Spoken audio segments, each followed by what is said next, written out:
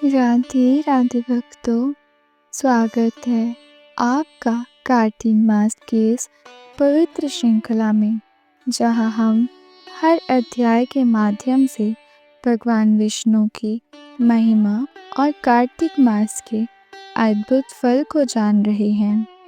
आज हम प्रस्तुत कर रहे हैं कार्तिक मास पाठ अध्याय 7, जिसमें हम सुनेंगे भक्ति, त्याग और दिव्य आशीर्वाद की वह कथा जो जीवन को प्रकाश से भर देती है।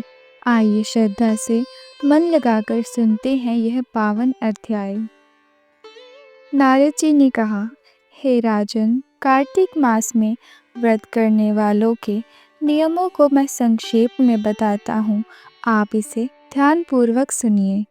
व्रती को सब प्रकार के आमिष, मांस, उड़द, राई, खटाई तथा नशीली वस्तुओं का त्याग कर देना चाहिए। व्रती को दूसरे के घर का अन्न और जल ग्रहण नहीं करना चाहिए, किसी से द्वेष नहीं रखना चाहिए और तीर्थ के अतिरिक्त कोई अन्य यात्रा नहीं करनी चाहिए। देवता, वेद, ब्राह्मण, गाय, व्रती, नारी, गुरुजनों की निंदा भी नहीं करनी चाहिए। व्रती को दाल, तिल, पकवान व दान किया हुआ भोजन ग्रहण नहीं करना चाहिए। किसी की चुगली, निंदा भी नहीं करनी चाहिए। किसी भी जीव का मांस नहीं छूना चाहिए। पान, मसूर, नींबू, चना, चूना, बासी तथा झूठे अन्न का भी प्रयोग नहीं करना चाहिए।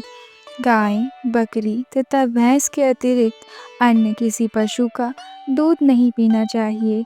कांस्य के पात्र में रखा हुआ पंचगव्य, बहुत छोटे घड़े का पानी तथा केवल अपने लिए ही पका हुआ अन्न प्रयोग करना चाहिए। कार्तिक मास का व्रत करने वाले मनुष्य को सदैव ब्रह्मचर्य का पालन करना चाहिए।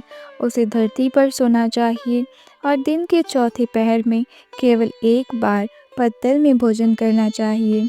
व्रती कार्तिक माह के केवल नरक चतुर्दशी, जिसे छोटी दिवाली भी कहा जाता है, के दिन ही शरीर में तेल लगा सकता है।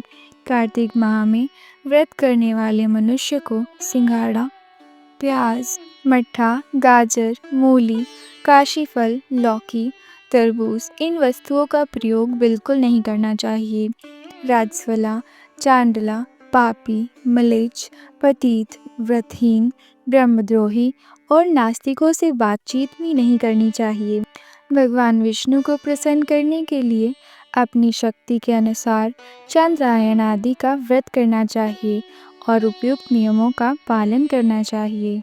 व्रती को प्रतिपदा को कुम्हाड़ा, द्वितीय को कटहल, तृतीय को तरुणी स्त्री, चतुर्थी को मूली, पंचमी को बेल, षष्ठमी को तरबूज और सप्तमी को आंवला, अष्टमी को नारियल, नवमी को मूली, दशमी को लौकी, एकादशी को परवल और द्वादशी को बेर तथा त्रयोदशी को मट्ठा, चतुर्दशी को गाजर तथा पूर्णिमा को शाक का प्रयोग नहीं करना चाहिए। रविवार को आंवले का प्रयोग नहीं करना चाहिए। कार्तिक माह में व्रत करने वाला मनुष्य यदि इन शाकों में से किसी शाक का सेवन करना चाहे तो पहले ब्राह्मण को देकर खुद ग्रहण करे। यही विधान माघ माह के व्रत के लिए भी है। देवोत्थान एकादशी में पहले कही गई विधि के अनुसार नित्य जागरण, गायन वादन आदि करना चाहिए। इसको विधि पूर्वक करने वाले मनुष्य को देखकर यमदूत ऐसे भाग जाते हैं जैसे सिंह की गर्जना से हाथी भाग जाते हैं। कार्तिक माह का व्रत सभी व्रतों में श्रेष्ठ है। इसके अतिरिक्त जितने भी व्रत यज्ञ हैं वह 1000 की संख्या में किए जाने पर इसकी तुलना नहीं कर सकते, क्योंकि यज्ञ करने वाले मनुष्य को सीधा बैकुंठ की प्राप्ति होती है। जिस प्रकार राजा की रक्षा उसके अंगरक्षक करते हैं, उसी प्रकार कार्तिक माह का व्रत करने वाले की रक्षा भगवान विष्णु की आज्ञा से इंद्रादि देवता करते हैं। व्रती मनुष्य जहाँ कहीं भी रहता है वहीं पर उसकी पूजा होती है, उसका यश फैलता है। उसके निवास स्थान पर भूत, पिशाच आदि कोई भी नहीं रह पाते।